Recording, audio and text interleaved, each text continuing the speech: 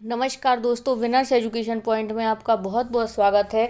दोस्तों, आज के इस वीडियो में हम होली के इस दिवस पर आप लोगों के लिए मध्य प्रदेश के इतिहास का प्रमुख कंटेंट लेकर आए हैं। क्योंकि मध्य प्रदेश का इतिहास दोस्तों पिछली बार भी बहुत ज़्यादा पोर्शन में आया था और इस बार भी इसके आने की संभावना बहुत ज़्यादा है। इसीलिए दोस्तों यह इस PDF में दोस्तों 220 प्लस क्वेश्चन है। मैं आप लोगों के लिए 4 पार्ट में इसके 50-50 क्वेश्चन एक एक वीडियो में कराऊंगी।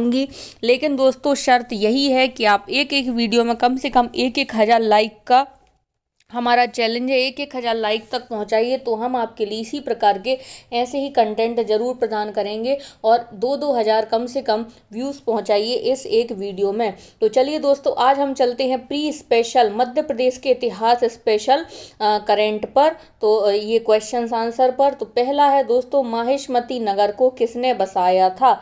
माहिष्मती नगर को किसने बसाया था? Option A Shatruvati, option B Kirtivir Arjun, option C है राजा और ऑप्शन डी अहिल्याबाई। तो दोस्तों माहिष्मती नगर को है राजा महिष्मत ने राजा महिष्मत ने नर्मदा किनारे माहिष्मती नगर बसाया था। माहिष्मती नगर बसाया था। फिर दोस्तों इसमें है कि है राजाओं का सबसे प्रतापी राजा कौन था? है राजाओं का सबसे प्रतापी राजा कौन था? कीर्तिवीर अर्जुन, महिष्मत, भड़श्रेव्य या फिर त्रिशंकु। तो है राजाओं में सबसे प्रतापी राजा थे दोस्तों कीर्तिवीर अर्जुन। ये इसमें थे दोस्तों कीर्तिवीर अर्जुन। नेक्स्ट है, उत्तर भारत की 16 जनपदों में से कितनी मध्य प्रदेश के इतिहास से संबंधित थी? उत्तर भारत की 16 जनपदों में से कितनी मध्य प्रदेश के इतिहास से संबंधित थी? तो दोस्तों उत्तर भारत की 16 जनपदों में से मध्य प्रदेश की 2 जनपद मध्य प्रदेश से संबंधित थी। इन 2 जनपदों का नाम क्या है? इन 2 जनपदों का नाम है दोस्तों चेदी और अवंती। चेदी और अवंती। नेक्स्ट है, भारतीय राष्ट्रीय कांग्रेस का त्रिपुरी सम्मेलन कहाँ हुआ? Option A Kolkata, option B Pune, option C Jabalpur और ऑप्शन डी लखनऊ। दोस्तों यह त्रिपुरी सम्मेलन हुआ था जबलपुर में। नेक्स्ट है, किसने 1857 में अंग्रेजों से संघर्ष किया? किसने 1857 में अंग्रेजों से संघर्ष किया? Option A Chandrashekhar Azad, option B Ramprasad Bismil, option C जो है दोस्तों ऑप्शन सी है शहादत खां और ऑप्शन डी है माखनलाल चतुर्वेदी। तो दोस्तों यह है शहादत खां। शहादत खां ने 1857 में इंदौर के समीप महू छावनी में अंग्रेजों के विरुद्ध संघर्ष किया था। अंग्रेजों के विरुद्ध संघर्ष किया था। नेक्स्ट है फ्रेंड्स, कौन सा राजवंश मध्य प्रदेश से संबंधित है? कौन सा राजवंश मध्य प्रदेश से संबंधित है? Option A Kalachuri, option B Pratihar, option C Chalukya और ऑप्शन डी काकतीय। तो कौन सा राजवंश? तो ये दोस्तों जो है कलुचरी जो राजवंश है वो मध्य प्रदेश से संबंधित है। मध्य प्रदेश पर में कलुचरी राजवंशों ने शासन किया था। इसमें महेशमती के कलुचरी तथा त्रिपुरी के कलुचरी वंश का उल्लेख मिलता है। कोई भी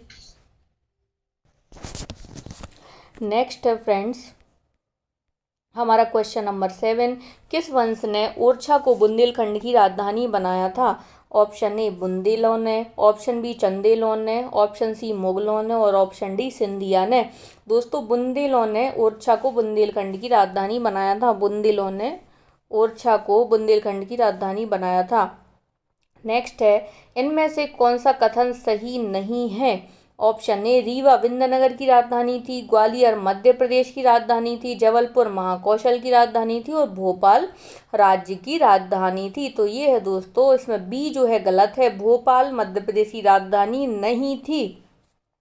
1956 के पूर्व मध्य प्रदेश रीवा, विंध्य प्रदेश, जबलपुर, महाकौशल, भोपाल राज्य की व ग्वालियर व इंदौर मध्य भारत की राजधानी रही है। जबकि 1956 में पुनर्गठित मध्य प्रदेश की राजधानी भोपाल को ही बनाया गया है। तो इसमें जो है ग्वालियर नहीं थी दोस्तों, जबलपुर महाकौशल की थी, रीवा विंध्य प्रदेश की थी और भोपाल राज्य की थी, जबकि जो ग्वालियर नहीं थी। तो इसका ऑप्शन भी गलत हो जाएगा। नेक्स्ट है मध्य प्रदेश में प्रागैतिहासिक शैलचित्र कहाँ पर पाए जाते हैं। मध्य प्रदेश में प्रागैतिहासिक शैलचित्र कहाँ पाए जाते हैं। ऑप्शन ए बाघ की गुफाएं, option B Udayagiri, option C Sonagiri और ऑप्शन डी भीमबेटका। मध्य प्रदेश में प्रागैतिहासिक शैलचित्र पाए जाते हैं दोस्तों भीमबेटका में। भीमबेटका किस जिले में स्थित है। भीमबेटका रायसेन जिले में स्थित है। दोस्तों हमारे टेलीग्राम चैनल की लिंक आपको डिस्क्रिप्शन बॉक्स में प्रोवाइड की गई है। डिस्क्रिप्शन बॉक्स में देखिए और हमारे टेलीग्राम चैनल से ज्वाइन हो जाइए। टेलीग्राम चैनल में आपको बहुत सारा निःशुल्क कंटेंट प्रदान किया जा रहा है आपके अपकमिंग एग्जाम के दृष्टिकोण से। नेक्स्ट है मध्य प्रदेश के प्रमुख राजवंश व उनकी राजधानी के जोड़े सही नहीं है। कौन सा राजवंश और राजधानी मध्य प्रदेश से संबंधित नहीं है। ऑप्शन ए ओलिकर वंश दसपुर से संबंधित है, ऑप्शन बी कलुचरी वंश त्रिपुरी, बुंदेला ओरछा और परमार वंश धार। तो दोस्तों देखिए ओलिकर वंश दसपुर मंदसौर से संबंधित है, कलुचरी वंश त्रिपुरी जबलपुर से संबंधित है, बुंदेला ओरछा से बुंदेला राजवंश संबंधित है, लेकिन जो परमार वंश है वह इंदौर से संबंधित नहीं है क्योंकि परमार वंश की राजधानी धार थी ना कि इंदौर। नेक्स्ट है मध्य प्रदेश का महान शासक जो कि महान निर्माता था, विद्वान था, लेखक था, विद्यालय का संस्थापक व दानशील प्रवृत्ति का था, कौन सा था। Option A Chhatrasal Bundela, option B Mahadji Scindia, option C Malhar Rao Holkar और ऑप्शन डी राजा भोज। तो दोस्तों ये थे, इसका आंसर है राजा भोज। एक महान शासक थे, लेखक थे, विद्यालय के संस्थापक थे व दानशील प्रकृति के थे। इनकी रचनाएं कौन कौन सी हैं दोस्तों। इन्होंने भोपाल का तालाब बनवाया था राजा भोज ने, परमार वंश के थे, परमार वंश की राजधानी धार में थी, विद्वान व लेखक थे। उनकी रचनाओं में सम्रांगण सूत्र, सरस्वती कंठावरण, सिद्धांत संग्रह आदि हैं। साथ ही धार में संस्कृत विद्यालय की स्थापना भी इन्होंने की थी।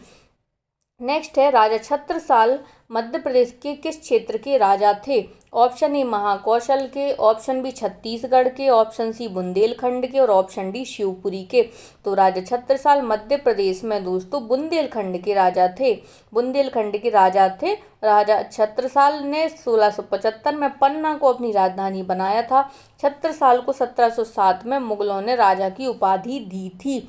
तो ये भी आ सकता है कि मुगलों ने किसको राजा की उपाधि दी थी, मध्य प्रदेश के किस राजा को। तो ये राजा छत्रसाल को राजा की उपाधि दी थी। किसके द्वारा दी गई दोस्तों, ये दी गई मुगलों के द्वारा। नेक्स्ट है अहिल्याबाई होलकर। अहिल्याबाई होलकर दोस्तों ने अपनी राजधानी किसे बनाई। Option A Ujjain, option B Indore, option C Dhar को और ऑप्शन डी ग्वालियर को। तो अहिल्याबाई होलकर ने अपनी राजधानी बनाई दोस्तों इंदौर को। नेक्स्ट है क्वेश्चन नंबर 14 दोस्तों, अगर ये वीडियो पसंद आ रहा हो तो चैनल को लाइक, शेयर और सब्सक्राइब जरूर कर दीजिए। साथ ही साथ चैनल को अधिक से अधिक लोगों तक जरूर पहुंचाइए। इस महीने हमारा टारगेट है दोस्तों 10,000 सब्सक्राइबर तक का, इसको पहुंचाने में हमारी मदद जरूर कीजिए। कैम्ब्रिज विश्वविद्यालय के दल ने मध्य प्रदेश के किस स्थल से सिंधु घाटी सभ्यता के चिन्ह प्राप्त किए हैं। ऑप्शन ए उज्जैन से, ऑप्शन बी ग्वालियर से, ऑप्शन सी जबलपुर से और ऑप्शन डी इनमें से कोई नहीं। तो दोस्तों कैम्ब्रिज विश्वविद्यालय के एक दल ने 1932 में सिंधु घाटी सभ्यता के चिन्ह मध्य प्रदेश के जबलपुर और बालाघाट जिलों से प्राप्त किए हैं। तो इसका आंसर आएगा दोस्तों जबलपुर। इसका आंसर क्या आएगा फ्रेंड्स, जबलपुर। नेक्स्ट, प्राचीन ग्रंथों के अनुसार रेवा का विवाह नर्मदा का विवाह किससे हुआ। Option A Mandhata, option B Maheshmat, option C Bharatshabd, option D Purukutsa. तो दोस्तों नर्मदा का विवाह किससे हुआ है। नर्मदा का विवाह हुआ है इक्ष्वाकु वंश के राजा पुरकुत्स से। इक्ष्वाकु वंश के राजा पुरकुत्स से। इसका आंसर आ जाएगा डी। नेक्स्ट है क्वेश्चन नंबर 16, किस ग्रंथ से पता चलता है कि बुद्ध काल में अवंती की राजधानी उज्जैनी थी। ऑप्शन ए पाली ग्रंथ से, ऑप्शन बी प्राकृत ग्रंथ से, ऑप्शन सी विष्णु पुराण से और ऑप्शन डी नन। तो दोस्तों पाली ग्रंथों से पता चलता है कि बुद्ध काल में अवंती की राजधानी उज्जैनी थी। पाली ग्रंथ से पता चलता है कि बुद्ध काल में अवंती की राजधानी उज्जैनी थी। मध्य प्रदेश की प्राचीन जनपद के संबंध में सही जोड़ी कौन सी नहीं है। सही जोड़ी कौन सी नहीं है यह बताना है दोस्तों। तो अवंती जो महाजनपद था वह उज्जैन का ही था, वत्स जो था वह ग्वालियर से संबंधित है, और दशाण जो है वह विदिशा से संबंधित है। चेदी कहाँ से है? चेदी का ऑप्शन निमाड़ है, जबकि दोस्तों चेदी निमाड़ से संबंधित नहीं है। चेदी का संबंध है खजुराहो से। चेदी का संबंध है खजुराहो से। देखिए अवंती का संबंध है उज्जैन से, वत्स ग्वालियर से, चेदी खजुराहो से, अनूप का संबंध है निमाड़ से। यहाँ जो अनूप है यहाँ चेदी की जगह आना था अनूप। दशाण विदिशा से, तुंडी का दमोह से, नलपुर नरपुर अर्थात शिवपुरी से संबंधित है। दोस्तों यहाँ तक हमने 17 क्वेश्चन पढ़ लिए हैं। अब हम बाकी के और क्वेश्चंस पर कवर करते हैं। इस वीडियो में दोस्तों कम से कम मैं आप लोगों के लिए 50 क्वेश्चंस की ये मैराथन सीरीज़ है, तो जल्दी जल्दी वीडियो को लाइक ज़रूर कर दीजिए। फिर चलते हैं, मध्य प्रदेश की नर्मदा नदी के तट पर मंधाता नगरी किसने बनाई थी? Option A Muchkund, option B Mandhata, option C Maheshmat, option D Kirtivir Arjun. तो मंधाता नगरी नर्मदा के निकट बसाई थी मुचकुंद ने मंधाता नगरी बसाई थी। नेक्स्ट है, मौर्य सम्राट अशोक द्वारा निर्मित लघु शिलालेखों में निम्न का संबंध मध्य प्रदेश में किससे था? Option A Rupnath, option B Gurjara, option C Saromaro, option D उपरोक्त सभी।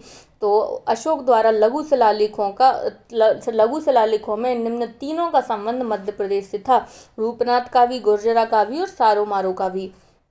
नेक्स्ट है, पनगुड़िया अभिलेख किससे प्राप्त हुए? पनगुड़िया से क्या प्राप्त हुआ है? ऑप्शन ए शिलालेख प्राप्त हुए क्या, या फिर पाषाण उपकरण प्राप्त हुए, ऑप्शन सी गुफाएं प्राप्त हुई, या फिर डी इनमें से कोई नहीं। तो दोस्तों पनगुड़िया से प्राप्त हुए हैं लघु शिलालेख, ऑप्शन ए लघु शिलालेख प्राप्त हुए हैं। नेक्स्ट है, महाभारत युद्ध में मध्य प्रदेश की किन महाजनपदों ने पांडवों की ओर से युद्ध लड़ा था? महाभारत युद्ध में मध्य प्रदेश की किन महाजनपदों ने पांडवों की ओर से युद्ध लड़ा था? Option A Vatsa, option B Kashi, option C Dasharna, option D उपरोक्त सभी। तो यह है दोस्तों उपरोक्त सभी ने वत्स, काशी और दशाण। देखिए ये याद रखिएगा, पांडवों ने युद्ध लड़ा है, तो इसकी दोस्तों ट्रिक है, जैसे वत्स का है वी और काशी का है के और ये है डी, तो आप इसको ऐसे कर सकते हैं वी के डी का संबंध है पांडवों से। तो वी से आपको वत्स याद आ जाएगा, के से काशी और डी से दशाण। तो इन्होंने किसके साथ लड़ा था? पांडवों के साथ लड़ा था। अब दोस्तों कौरवों की तरफ से किसने युद्ध लड़ा था? मध्य प्रदेश के इस क्षेत्र में राजा महाभारत युद्ध में कौन से कौरवों की तरफ से लड़े थे? कौन से राजा महाभारत युद्ध में कौरवों की तरफ से लड़े थे? तो कौरवों की तरफ से लड़े थे दोस्तों अवंती, अंधन और निषद। तो इसका आप याद कर लीजिए, ए एन ने लड़ा था के की तरफ से, कौरवों की तरफ से। तो ये थे जो अंधन, अवंती और निषद ने कौरवों की तरफ से लड़ा था, जबकि वत्स, काशी और दशाण ने पांडवों की तरफ से लड़ा था। नेक्स्ट है, हेलियोडोरस मध्य प्रदेश के किस वंश के राजा के दरबार में उपस्थित हुआ? हेलियोडोरस मध्य प्रदेश के किस वंश के राजा के दरबार में उपस्थित हुआ? ऑप्शन ए शुंग वंश के राजा के समय में, ऑप्शन बी हेहय वंश के राजा के समय में, ऑप्शन सी मौर्य वंश और ऑप्शन डी इनमें से कोई नहीं। तो दोस्तों हेलियोडोरस जो है वह शुंग वंश के राजाओं के समय में उपस्थित हुए, शुंग वंश के राजाओं के समय में उपस्थित हुए थे। नेक्स्ट है दोस्तों, मध्य प्रदेश के किस वस्तु द्वारा निम्न में से किस वस्तु द्वारा सातवाहनों के मध्य प्रदेश के शासन संचालन का पता चलता है? किस वस्तु द्वारा सातवाहनों के मध्य प्रदेश के शासन संचालन का पता चलता है? ऑप्शन ए तांबे के सिक्के, ऑप्शन बी शिलालेख, ऑप्शन सी स्तूप और ऑप्शन डी इनमें से कोई नहीं। तो दोस्तों यह है सातवाहनों के तांबे के सिक्कों द्वारा इनका मध्य प्रदेश में संचालन का पता चला है, तांबे के सिक्कों द्वारा। नेक्स्ट है क्वेश्चन नंबर 26, किस शक शासक के सिक्के मध्य प्रदेश के मालवा क्षेत्र से प्राप्त हुए हैं? किस शक वंश के किस शासक के सिक्के मध्य प्रदेश के जबलपुर से जो है वह मिला है? तो option A Nahapana, option B Bhumaka, option C Pulumavi, option D Srisat. तो श्रीसात जो है शक वंश के प्रथम शासक भूमक के सिक्के मध्य प्रदेश के मालवा क्षेत्र से मिले हैं। नासिक अगुहा लेख से मध्य प्रदेश के नासिक गुहालेख से मध्य प्रदेश के किन क्षेत्रों का उल्लेख देखने को मिलता है? नासिक शिलालेख के अनूप, आकर, अवंती, उपरोक्त सभी। तो नासिक गुहालेख से दोस्तों उपरोक्त सभी मध्य प्रदेश के किन क्षेत्रों का उल्लेख देखने के लिए मिलता है? तो नासिक शिलालेख से अनूप जो निमाड़ है, और आकर पूर्वी मालवा, अवंती पश्चिमी मालवा की स्थिति देखने के लिए मिलती है नासिक गुहालेख से। नेक्स्ट है, सम्राट अशोक ने विदिशा के श्रेष्ठी की पुत्री से विवाह किया, उसका नाम क्या था? Option A Sanghamitra, option B Sridevi, option C Annapurna, option D इनमें से कोई नहीं। तो दोस्तों ये है श्रीदेवी के साथ इनका विवाह हुआ था, और इनके पुत्र का नाम क्या था? महेंद्र, और पुत्री का नाम था संघमित्रा। नेक्स्ट है, मध्य प्रदेश के किस स्थान से कुषाण नरेश बिम्केडफिशस का सिक्का प्राप्त हुआ? किस स्थान से कुषाण नरेश बिम्केडफिशस का सिक्का प्राप्त हुआ? Option A Vidisha, option B Sagar, option C जो है सिवनी, और ऑप्शन डी होशंगाबाद। तो दोस्तों बिम्केडफिशस के सिक्के प्राप्त हुए हैं विदिशा से, बिम्केडफिशस के सिक्के प्राप्त हुए हैं विदिशा से। नेक्स्ट है फ्रेंड्स, क्वेश्चन नंबर हमारा 30। मध्य प्रदेश के शहडोल से कुषाण शासकों की निधि से किस शासक के सिक्के प्राप्त हुए? मध्य प्रदेश के शहडोल से कुषाण शासकों की निधि से किस शासक के सिक्के प्राप्त हुए? ऑप्शन ए बिम्केडफिशस के, ऑप्शन बी कनिष्क प्रथम के, और ऑप्शन सी वाशिष्क के, ऑप्शन डी वासुदेव प्रथम के। तो शहडोल से दोस्तों कनिष्क प्रथम के, शहडोल से कनिष्क प्रथम के सिक्के प्राप्त हुए हैं। नेक्स्ट है, पुराणों के अनुसार पद्मावती किस वंश की राजधानी थी? नागवंश की, मथराज वंश की, कुषाण वंश की, और वाकाटक वंश की। तो पद्मावती पुराणों के अनुसार नागवंश की राजधानी थी, नागवंश की राजधानी थी पद्मावती, और इसका आधुनिक नाम पदम पवैया नामक स्थान से की जाती इनकी पहचान। तो ये नागवंश की राजधानी थी, पुराणों के अनुसार पद्मावती नागवंश की राजधानी थी। नेक्स्ट है, बांधवगढ़ किस वंश की राजधानी थी? नागवंश की, मगराज वंश की, सातवाहन वंश की, और वाकाटक वंश की। ये है दोस्तों मगराज वंश की राजधानी थी बांधवगढ़। दोस्तों आई होप आपको ये जो है वीडियो पसंद आ रहा होगा। दोस्तों अगर ये वीडियो आपको अभी याद नहीं हो पा रहा है तब भी आप परेशान बिल्कुल मत होइए। जैसे ही आप इस वीडियो को 1 से 2 बार देख लेंगे तो आपको ये क्वेश्चन जो है अच्छे से याद हो जाएंगे और आपको परेशानी नहीं होगी। तो इसीलिए जैसे ये वीडियो ख़त्म हो एक बार फिर से इसका आप रिवाइज कर लीजिएगा। अब है दोस्तों, मध्य प्रदेश के शिवपुरी जिले के नरवर को किसने बनवाया था? ऑप्शन ए नल ने, ऑप्शन बी भीमरथ ने, ऑप्शन सी कोशिका ने, ऑप्शन डी इनमें से कोई नहीं। मध्य प्रदेश के शिवपुरी जिले के नरवर को दोस्तों राजा नल द्वारा बनवाया गया था। नेक्स्ट है, मध्य प्रदेश के किस जिले से हिंद यूनानी शासक मेनांडर के सिक्के मिले हैं? मध्य प्रदेश के किस जिले से हिंद यूनानी शासक मेनांडर के सिक्के मिले हैं? ऑप्शन ए जबलपुर से, ऑप्शन बी बालाघाट से, ऑप्शन सी मंडला से, ऑप्शन डी सीधी से। तो दोस्तों ये है बालाघाट से। नेक्स्ट है, मध्य प्रदेश के विदिशा तथा एरण से किस गुप्त शासक के नाम के सिक्के मिले हैं? एरण से किस गुप्त शासक के सिक्के मिले हैं? Option A Samudragupta, option B Chandragupta second, option C Ramagupta, option D Bhanugupta. तो दोस्तों ये है रामगुप्त के सिक्के मिले हैं विदिशा तथा एरण से। तो ये गुप्त वंश के शासक रामगुप्त के सिक्के मिले हैं। नेक्स्ट, गरुड़ किस वंश का राजकीय चिन्ह था? ऑप्शन ए मौर्य वंश का, ऑप्शन बी गुप्त वंश का, ऑप्शन सी वाकाटक वंश का, ऑप्शन डी नागवंश का। तो गरुड़ जो था दोस्तों है ऑप्शन बी है गुप्त वंश के शासकों का राजकीय चिन्ह था। यह बात गुप्त काल के शिलालेखों व स्तंभ अभिलेखों में ही के साथ ही एरण सागर के सिक्कों पर भी इसका चिन्ह जो है सिंह और गरुड़ का चित्र एकत्रित हुआ है। नेक्स्ट है दोस्तों, किस गुप्त शासक के 3 अभिलेख मध्य प्रदेश के पूर्वी मालवा से प्राप्त हुए हैं? किस गुप्त शासक के तीन अभिलेख मध्य प्रदेश के पूर्वी मालवा से प्राप्त हुए हैं। Option A Samudragupta, option B Samudragupta द्वितीय, option C Ramagupta, option D Kumaragupta. तो दोस्तों ये है चंद्रगुप्त द्वितीय। किस गुप्त शासक के तीन अभिलेख मध्य प्रदेश के पूर्वी मालवा से मिले हैं? तो पूर्वी मालवा से दोस्तों चंद्रगुप्त द्वितीय के तीन अभिलेख मिले हैं, जो भिलसा विदिशा के समीप उदयगिरी की पहाड़ी पर स्थित है। तो ये है पूर्वी मालवा के तीन सिक्के जो तीन अभिलेख प्राप्त हुए हैं चंद्रगुप्त द्वितीय के।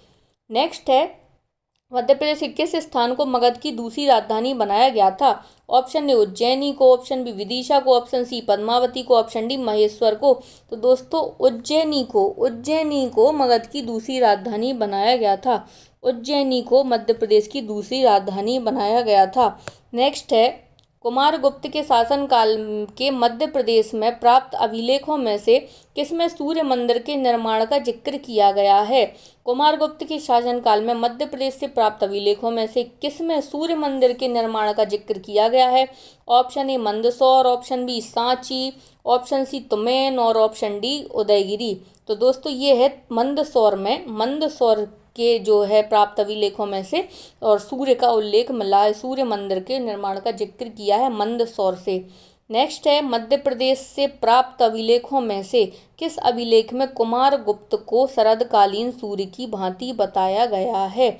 मध्य प्रदेश से प्राप्त अभिलेखों में से option A Sanchi, option B Mandsaur, option C Tumain, option D Supia. तो दोस्तों तुमैन अभिलेख जो मध्य प्रदेश के गुना जिले से प्राप्त हुआ है,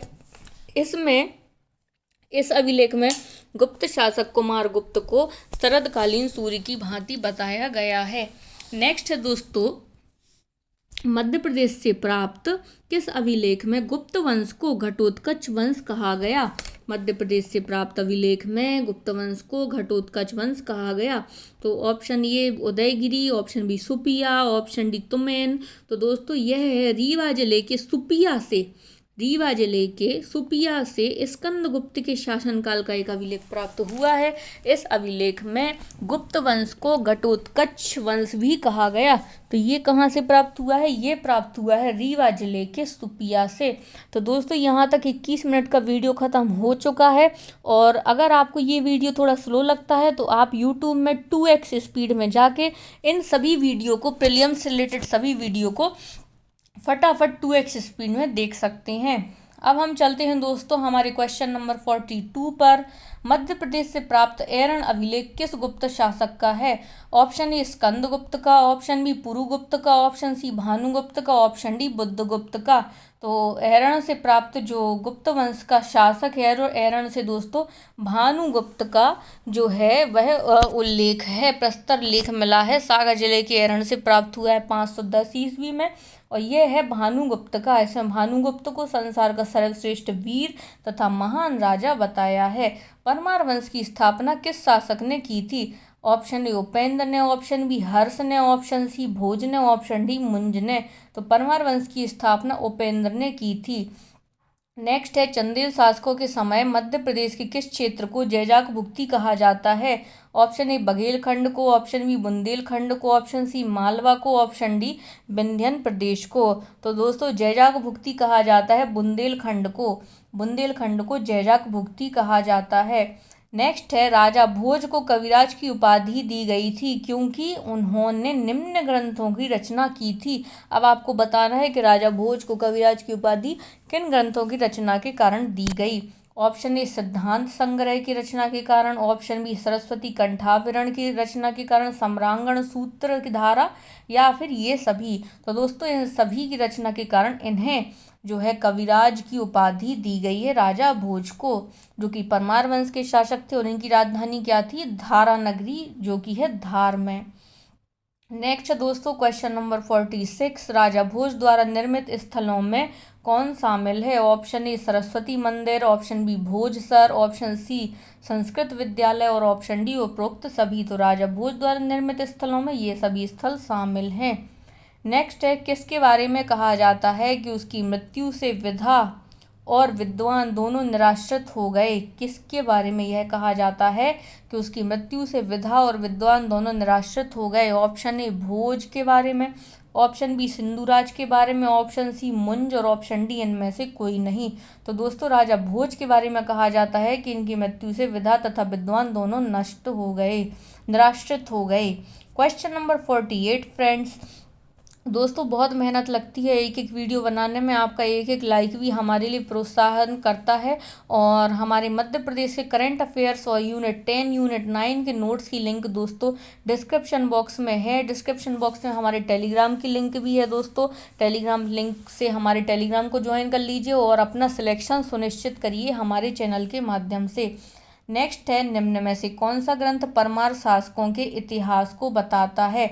option A Malavikagnimitram, option B Navasahasanka Charitra, option C सिद्धांत संग्रह और ऑप्शन डी तत्व प्रकाश।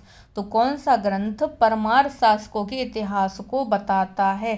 तो दोस्तों इसका आंसर है नवसांक चरित्र। नवसांक चरित्र परमार शासक सिंधु राज का कवि पद्मगुप्त द्वारा नवसांक चरित्र नामक ग्रंथ की रचना की गई। इस ग्रंथ से परमार वंशी राजाओं के इतिहास की जानकारी मिलती है। धारा नगरी पर आक्रमण की जानकारी किस लेख से मिलती है? धारा नगरी पर आक्रमण की जानकारी किस लेख से मिलती है? ऑप्शन ए मंगई लेख से, ऑप्शन बी उदयपुर प्रशस्ति से, ऑप्शन सी देपालपुर से, ऑप्शन डी बेटमा से। तो धारा नगरी पर आक्रमण की जानकारी दोस्तों जो है वह मिलती है मंगई लेख से। मंगई लेख से मिलती है धारा नगरी पर आक्रमण की जानकारी। नेक्स्ट है, त्रिपुरी किस वंश से संबंधित है? ऑप्शन ए परमार वंश से, ऑप्शन बी चंदेल वंश से, ऑप्शन सी कलचुरी वंश से और ऑप्शन डी इनमें से कोई नहीं। तो इसका आंसर है दोस्तों कलचुरी वंश से। त्रिपुरी जो है, त्रिपुरी वंश की राजधानी जो है, त्रिपुरी किस वंश की राजधानी? त्रिपुरी है कलचुरी वंश की राजधानी। तो दोस्तों आज के इस 26 मिनट के वीडियो में आप लोगों के लिए टॉप 50 क्वेश्चंस पढ़ाए गए हैं। अगर ये वीडियो आपको पसंद आता है तो इस वीडियो को अधिक से अधिक लोगों तक शेयर कीजिए। अगर इस वीडियो पर दोस्तों 1000 व्यूज़ आ जाते हैं तो हम आपके लिए इसके 4 और पार्ट हैं, 220 प्रश्नों की ये सीरीज है, वो भी आप लोगों के लिए विदिन 2-3 दिन में आप लोगों के लिए उपलब्ध करा देंगे। तो दोस्तों thank you for watching. Please like share और सब्सक्राइब और विनर्स एजुकेशन पॉइंट के टेलीग्राम चैनल को जरूर ज्वाइन कर लीजिए। साथ ही साथ यूनिट 10 यूनिट 9 और यूनिट 7 के नोट्स अगर आपको चाहिए हो, मध्य प्रदेश करंट के नोट्स चाहिए हो तो उनकी लिंक डिस्क्रिप्शन बॉक्स में है। Thank you for watching friends.